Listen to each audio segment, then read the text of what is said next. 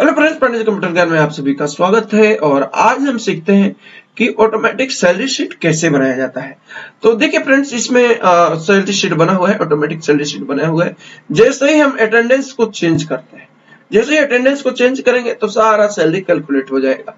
तो देखिए, इसमें हम 20 डाला हुआ है, 20 डेज। तो 20 डेज की जगह पे यदि 25 करेंगे तो अपने आप सारा कैलकुलेट हो जाएगा। यदि इसमें बेसिक सैलरी में यदि हम चेंज करते हैं तो ऑटोमेटिक सारा चेंज हो जाएगा फ्रेंड्स। ये देखिए फ्रेंड्स, तो इससे पहले कि आप हमारे चैनल पे नए हैं तो हमारे चैनल को सब्सक्राइब कर दीजिएगा, और वीडियो यदि पसंद आए तो लाइक कर दीजिएगा और शेयर कर दीजिएगा। तो चलिए हम सीखते हैं आज बिना देर किए हुए। तो सबसे पहले हम ये सारा डिलीट मार देते हैं, जो हमारा फॉर्मूला लगा हुआ है ये सारा फॉर्मूला को हम डिलीट मार देते हैं फ्रेंड्स। और ये देखिए, सारा फॉर्मूला को हम डिलीट कर देते हैं। और ये देखिए, इस तरह से आपको फॉर्मेट को डिजाइन कर लेना है। फॉर्मेट को डिजाइन करने के बाद देखिए, एम्प्लॉय कोड में एम्प्लॉय कोड जो भी हो, आप उसमें हर कंपनी का अलग अलग एम्प्लॉय कोड होता है, तो इसमें एम्प्लॉय कोड डाल देंगे और इसमें एम्प्लॉय का नाम डाल देंगे। इसमें एम्प्लॉय का नाम डाल देंगे और इसमें डेजिग्नेशन डाल देंगे फ्रेंड्स। और इसमें बेसिक पे डाल देंगे, जो भी जिस एम्प्लॉय का बेसिक पे जो भी होगा वो बेसिक पे आप डाल देंगे। और बेसिक पे डालने के बाद इसमें डाल देंगे पेड डेट डाल देंगे। पेड डेट सभी में हमने डाल दिया फ्रेंड्स। अब देखिए, हम निकालेंगे बेसिक सैलरी। बेसिक सैलरी, तो बेसिक सैलरी ये जो इधर का जो बेसिक सैलरी दिया हुआ है, ये दिया हुआ है पूरे महीने का, यानी 30 डेज का दिया हुआ है। तो हमें बेसिक सैलरी निकालना है। तो बेसिक सैलरी निकालने के लिए हम सबसे पहले लिखेंगे इक्वल टू, और इक्वल टू के बाद लिखेंगे, इक्वल टू के बाद इस सेल को हम सेलेक्ट कर लेंगे। बेसिक सैलरी वाले को हम सेलेक्ट कर लेंगे, और सेलेक्ट करने के बाद डिवाइडेड बाई 30 करेंगे। डिवाइडेड बाई 30 इसलिए करेंगे कि मंथ जो होता है 30 दिन का होता है। तो यदि 31 दिन का है तो 31 डाल देंगे, और यदि 30 डेज का है तो हम 30 से डिवाइड कर देंगे। इसके बाद डिवाइड करने के बाद मल्टीप्लाई कर देंगे, और मल्टीप्लाई करने के बाद पेड डेज को हम सेलेक्ट कर लेंगे। और पेड डेज को सेलेक्ट करने के बाद इसको हम एंटर प्रेस कर देंगे, और एंटर प्रेस करते ही फ्रेंड्स ये हमारा बेसिक सैलरी आ गया। ये देखिए, हमारा बेसिक सैलरी आ गया। और इसको हम ऊपर से नीचे तक, चाहे जितना लंबा आपका सीट है उन सभी सीट को हम ड्रैग कर लेंगे। चाहे जितना भी बड़ा आपका सीट है उन सभी सीट को हम उसमें ड्रैग कर लेंगे नीचे तक। तो ये हमारा बेसिक सैलरी आ जाएगा फ्रेंड्स। अब आया इसमें डीए। तो डीए का रेट होता है, डीए का रेट होता है, हर जगह का अलग अलग होता है। तो अभी जो बिहार का डीए रेट है, जो स्टेट गवर्नमेंट का जो रेट है, वो है 42% रेट है। तो प्राइवेट में डीए नहीं होता है, वहां पे कन्वेंस लोग डालता है, या डीए भी डाल सकता है, जो भी उसका हेड होगा वो डालेगा। तो चलिए हम डीए डालेंगे। तो डीए डालने के लिए लिखेंगे इक्वल टू, और इक्वल टू लिखने के बाद बेसिक सैलरी को हम सिलेक्ट करेंगे, और सिलेक्ट करने के बाद इनटू प्रेस करेंगे, और इनटू प्रेस करने के बाद इसमें हम 42 लिखेंगे, और 42 लिखने के बाद परसेंटेज लिखेंगे, और परसेंटेज लिखने के बाद एंटर प्रेस कर देंगे फ्रेंड्स। एंटर प्रेस करते ही हमारा ये डीए का जो डीए जो है वो निकल गया। इसे डीए निकालने के बाद इसको हम करेंगे कंट्रोल सी, और नीचे तक हम इसको पेस्ट कर देंगे, या फिर ऊपर से नीचे तक हम इसको ड्रैग भी कर सकते हैं। तो सबसे आसान लगता है हमें कि हम इसको कंट्रोल सी करके और नीचे तक पेस्ट कर देंगे। और पेस्ट करते ही फ्रेंड्स ये हमारा डीए का निकालेंगे। एचआरए का भी जो रूल होता है फ्रेंड्स, हर जगह का अलग अलग होता है, हर कंपनी का अलग अलग होता है। मेट्रो सिटी का सबसे ज्यादा एचआरए होता है। तो हम चलिए एक नॉर्मल एचआरए निकाल लेते हैं। तो एचआरए जो है, जो परमानेंट कर्मचारी होते हैं हमारे बिहार के, तो बिहार में एचआरए का जो रूल है वो 8% है स्टेट गवर्नमेंट का। तो हम इसमें लिखेंगे इक्वल टू, और इक्वल टू लिखने के बाद हम बेसिक सैलरी को सिलेक्ट कर लेंगे, और बेसिक सैलरी को सिलेक्ट करने के बाद इसको लिखेंगे इनटू। इनटू लिखने के बाद इसको हम 8 लिख करके, और 8 लिख करके परसेंटेज लिख देंगे, और परसेंटेज लिखते ही ये देखिए फ्रेंड्स हमारा एचआरए कैलकुलेट हो गया। और ऊपर से लेकर नीचे तक जैसे ही हम इसको कर देंगे, पेस्ट कर देंगे या ड्रैग कर देंगे, तो इन सभी सीट में आ जाएगा फ्रेंड्स। हम लोग सीखेंगे कि मेडिकल कैसे निकालेंगे। तो मेडिकल क्या होता है कि हर जगह का फिक्स होता है, मंथली 1000 रुपए या जितना हो फिक्स रेट होता है। तो इसमें हम लिखेंगे इक्वल टू, और इक्वल टू लिखने के बाद मान लीजिए हमारा मेडिकल हर महीने 1000 रुपए मिलता है, तो इसमें लिखेंगे 1000, और 1000 डिवाइडेड बाय लिखेंगे 30 और 30 लिखने के बाद मल्टीप्लाई करेंगे और मल्टीप्लाई करने के बाद हम पेड डेज को सिलेक्ट कर लेंगे और उसके बाद एंटर प्रेस कर देंगे फ्रेंड्स। और ये देखिए हमारा ऊपर से लेकर के नीचे तक ये सारा हम इसको पेस्ट कर देंगे, तो ये हमारा मेडिकल आ जाएगा फ्रेंड्स। अब देखिए हमें निकालना है ग्रॉस सैलरी। तो ग्रॉस सैलरी क्या होता है कि हमारा बेसिक डीए एचआरए मेडिकल मिला करके जो होगा टोटल जो होगा वो ग्रॉस सैलरी हो गया। ये ग्रॉस सैलरी निकालने के लिए हम सबसे पहले लिखेंगे इक्वल टू लिखने के बाद सम का फॉर्मूला लगाएंगे और सम का फॉर्मूला लगाने के बाद सम लिखने के बाद इसको लिखेंगे ब्रैकेट ऑन और ब्रैकेट ऑन करने के बाद इसको हम सिलेक्ट कर लेंगे जहां तक का हमें टोटल करना है। तो इसको सिलेक्ट करने के बाद इसको हम ब्रैकेट क्लोज करके एंटर प्रेस कर देंगे और एंटर प्रेस करते ही देखिए फ्रेंड्स ये हमारा ग्रॉस सैलरी आ गया। तो ऊपर से लेकर के नीचे तक यदि हम इसको पेस्ट कर देंगे, नीचे तक पेस्ट कर देंगे तो ये सभी में आ जाएगा फ्रेंड्स। अब देखिए यहां तक हमने कैलकुलेट कर लिया। अब ये देखिए जैसे ही इसमें हम पेड डेज निकालेंगे तो हमारा ग्रॉस सैलरी चेंज हो जाएगा फ्रेंड्स। ये देखिए 30 के जगह पे यदि 28 करेंगे तो ये देखिए अपने आप चेंज हो जाएगा। 28 की जगह पे यहाँ पे 30 की जगह पे यदि 15 कर देंगे तो ये अपने आप चेंज हो जाएगा। अब देखिए फ्रेंड्स हम लोग ग्रॉस सैलरी निकालने के लिए सीख लिए, ग्रॉस सैलरी सालाना निकाल लिए। अब हम निकालेंगे ईपीएफ। तो ईपीएफ का टर्म्स एंड कंडीशन होता है कि यदि आपका बेसिक सैलरी 15,000 रुपए से ज्यादा है फिर भी हम 15,000 से ज्यादा बेसिक सैलरी नहीं लेंगे, यानी कि 15,000 से यदि ज्यादा सैलरी है फिर भी हमें 15,000 पे ही ईपीएफ कैलकुलेट करना पड़ेगा।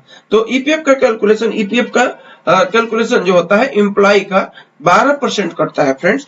तो चलिए हम निकालते हैं। तो इसके लिए हम लगाएंगे इफ का फॉर्मूला, क्योंकि देखिए इनका बेसिक सैलरी 40,000 है तो 40,000 है, लेकिन हमें बेसिक सैलरी जो लेना है 15,000 पे ही हमें 12% काटना है। तो इसके लिए हम लगाएंगे इफ का फॉर्मूला। तो इफ का फॉर्मूला लगाने के लिए लिखेंगे इक्वल टू लिखने के बाद लिखेंगे इफ और इफ लिखने के बाद ब्रैकेट को ऑन करेंगे और ब्रैकेट ऑन करने के बाद बेसिक सैलरी को हम सिलेक्ट कर लेंगे। बेसिक सैलरी को सिलेक्ट करने के बाद हम इसमें देंगे लेस देन 15,000, यानी कि 15,000 से हमारा सैलरी कम है ना। तो 15,000 से कम है तो कम लगाएंगे। तो इसमें यदि 15,000 से सैलरी हमारा कम है तो हमारा जो बेसिक सैलरी है उसी पे हमें कैलकुलेट करना है। तो इसलिए फिर से हम बेसिक सैलरी को हम उसमें सेलेक्ट कर लेंगे। इसके बाद क्या करेंगे कि इसको करेंगे डिवाइडेड बाई 30। डिवाइडेड बाई 30 इसलिए करेंगे कि मान लीजिए वो 20 दिन भी आ सकता है, 25 दिन भी आ सकता है। तो मान लीजिए 20 दिन का ईपीएफ निकालना है तो कैसे निकालेंगे, तो इसलिए डिवाइडेड बाई 30 किए और इसके बाद मल्टीप्लाई बाई करेंगे पेड डेज, यानी कि आप कितने दिन प्रेजेंट रहे हैं। तो जितना दिन आप प्रेजेंट हुए हैं उतना दिन का ही ईपीएफ मिलता है फ्रेंड्स, है ना। अब उसके बाद फिर से मल्टीप्लाई लगा के 12% निकालेंगे, क्योंकि ईपीएफ का जो रेट है वो 12% होता है, यानी कि हम ईपीएफ 12% काटते हैं एम्प्लॉय का, है ना। तो इसके बाद इसमें लगा देंगे परसेंट और परसेंटेज लगाने के बाद इसको लिखेंगे कॉमा और कॉमा लिखने के बाद इसमें लगाएंगे इफ का फंक्शन, फिर से दोबारा लगाएंगे और इसके बाद ब्रैकेट ऑन करेंगे और ब्रैकेट को ऑन करने के बाद हम फिर से बेसिक सैलरी को सिलेक्ट करेंगे और इसमें देंगे, यहां देखिए हमने दिया था लेस देन यानी कि 15,000 से कम हो, तो यहाँ पे देंगे हम कि 15,000 से ज्यादा है, यानी कि ग्रेटर देन देंगे और इक्वल टू देंगे, यानी कि 15,000 से ज्यादा है तो भी और यदि 15,000 के बराबर है तो भी, है ना। तो हम 15,000 पे कैलकुलेट करेंगे। तो ये लगा दिया। इसके बाद हम इसमें लिखेंगे 15,000 और 15,000 लिखने के बाद इसमें देंगे कॉमा और कॉमा देने के बाद फिर हमें यदि 15,000 से ज्यादा का वैल्यू है तो हमें 15,000 ही मानना है, इसलिए हम इसमें डालेंगे 15,000 डाल दिए और इसके बाद डिवाइडेड बाय 30 कर देंगे, पहले हमने बता चुका है। और इसके बाद मल्टीप्लाई करेंगे, मल्टीप्लाई करने के बाद ये जो हमारा पेड डेज है उस पे हम क्लिक कर लेंगे और इसके बाद हम फिर से मल्टीप्लाई लगाने के बाद 12% इस पे लिख देंगे। 12% लिखने के बाद ब्रैकेट को क्लोज करेंगे और ब्रैकेट क्लोज करने के बाद हम एंटर प्रेस कर देंगे फ्रेंड्स और एंटर प्रेस करने के बाद ये देखिए आ गया, यस करेंगे और यस करते ये देखिए फ्रेंड्स कैलकुलेट हो गया, है ना। ये कैलकुलेट हो गया। अब ऊपर से लेकर के नीचे तक हम इसको पेस्ट कर देंगे फ्रेंड्स। ये देखिए नीचे तक हम पेस्ट कर देंगे तो सभी में ईपीएफ हमारा निकल गया, ये निकल गया। ये देखिए यदि ये लोग का 15,000 से कम है, देखिए ये 15,000 से ज्यादा पेमेंट है तो ये 15,000 पे ही 12% कैलकुलेट किया है। आप कर सकते हैं 15,000 का 12% निकाल के चेक कर लीजिएगा। और ये 15,000 से कम है तो ये ऑटोमेटिक ये देखिए निकल गया फ्रेंड्स। अब देखिए फ्रेंड्स हम लोग ईपीएफ निकाल लिए, अब निकालना है ईएसआई। तो ईएसआई निकालने के लिए देखिए ईएसआई होता है एम्प्लॉय स्टेट इंश्योरेंस, यानी कि यदि आपका कोई बीमारी हो या कुछ भी हो तो उसमें इलाज करा सके इसलिए ईएसआई दिया जाता है ना। लेकिन इसका कैलकुलेशन कैसे किया जाता है और इसका टर्म्स एंड कंडीशन क्या है? तो इसका टर्म्स एंड कंडीशन ये है कि यदि आपका ग्रॉस सैलरी 21,000 रुपए से ज्यादा है तो आप ईएसआई के अंतर्गत नहीं आते हैं, और यदि आपका ग्रॉस सैलरी 21,000 से कम है तो आपका ईएसआई कटेगा फ्रेंड्स। तो इसको निकालेंगे, ईएसआई निकालेंगे तो ईएसआई निकालने के लिए लिखेंगे इक्वल टू, और इक्वल टू के बाद लिखेंगे इफ, और इफ लिखने के बाद ब्रैकेट को ऑन करेंगे। ब्रैकेट को ऑन करने के बाद ग्रॉस सैलरी को हम सिलेक्ट कर लेंगे, और ग्रॉस सैलरी के सिलेक्ट करने के बाद इसमें लगाएंगे लेस देन यानी कि कम है 21,000 से, है ना। तो लेस देन लिखेंगे, लेस देन लिखने के बाद इसमें लिखेंगे 21,000, और 21,000 लिखने के बाद इसमें लगाएंगे कोमा, और कोमा लगाने के बाद ब्रैकेट ऑन करेंगे, और फिर से ब्रैकेट ऑन करने के बाद हम बेसिक सैलरी को फिर से सिलेक्ट कर लेंगे, और बेसिक सैलरी को सिलेक्ट करने के बाद इसमें लिखेंगे मल्टीप्लाई लिखने के बाद लिखेंगे 0.75%, है ना, 75%, और इसके बाद ब्रैकेट को क्लोज कर देंगे, और ब्रैकेट क्लोज करने के बाद कोमा लगा के इसमें 0 लगाएंगे।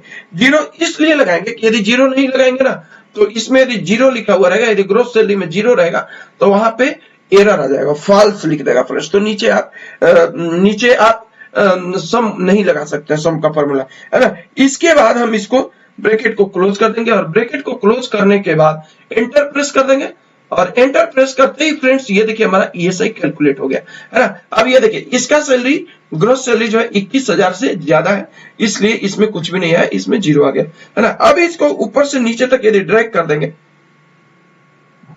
ये देखिए ऊपर से नीचे ड्रैग कर दिए, और जैसे ही ये देखिए 21,000 से कम है पेमेंट, 21,000 से कम पेमेंट है तो ये 0.75% ये कैलकुलेट कर दिया फ्रेंड्स, है ना। तो कैलकुलेट करके चेक कर सकते हैं। अब इसमें क्या है, नेक्स्ट क्या है कि नेक्स्ट है टीडीएस, है ना। तो टीडीएस सभी पे एप्लीकेबल नहीं होता है फ्रेंड्स। जिसका सैलरी यदि साल में 5.5 लाख से ज्यादा है ग्रॉस, तो उसी पे टीडीएस एप्लीकेबल होता है। तो वो टीडीएस यदि मान लीजिए किसी का कटता है तो इसमें 5,000 जो भी हो वो आप डाल सकते हैं, इसमें डाल देंगे। अब देखिए फ्रेंड्स क्या है कि हमें निकालना है टोटल डिडक्शन, है ना। तो टोटल डिडक्शन क्या है, यही है ईपीएफ, ईएसआई और टीडीएस, ये टोटल डिडक्शन है। तो इसको हम पहले कैसे निकालेंगे टोटल डिडक्शन? टोटल डिडक्शन निकालने के लिए लिखेंगे इक्वल टू लिखने के बाद इसमें सम फॉर्मूला लगा देंगे, इसमें ब्रैकेट ऑन करेंगे, इसके बाद इन सभी को हम सिलेक्ट करके और एंटर प्रेस कर देंगे फ्रेंड्स। एंटर प्रेस करने के बाद ये देखिए हमारा टोटल आ गया फ्रेंड्स, ये टोटल आ गया। अब इसमें नेट टेबल क्या होता है कि जो ग्रॉस सैलरी था आपका, ये ग्रॉस सैलरी है और ये टोटल डिडक्शन है, तो इतना माइनस इतना निकाल देंगे, gross salary minus total deduction निकाल देंगे तो नेट टेबल आ जाएगा। तो इसमें लिखेंगे इक्वल टू, और इक्वल टू के बाद ग्रॉस सैलरी के बाद लिख देंगे माइनस, और माइनस के बाद टोटल डिडक्शन लिख देंगे, और टोटल डिडक्शन लिखने के बाद ये हमारा नेट टेबल आ गया फ्रेंड्स। अब इन दोनों को सिलेक्ट कर लेंगे, इन दोनों को एक साथ सिलेक्ट कर लेंगे और कर लेंगे कॉपी, और कॉपी करने के बाद ये ऊपर से नीचे तक का जितना लंबा सीट है उसमें हम इसको पेस्ट कर देंगे। तो ये देखिए फ्रेंड्स सभी में आ गया। यदि वीडियो पसंद है तो वीडियो को लाइक कीजिएगा, सब्सक्राइब कीजिएगा। Thank you.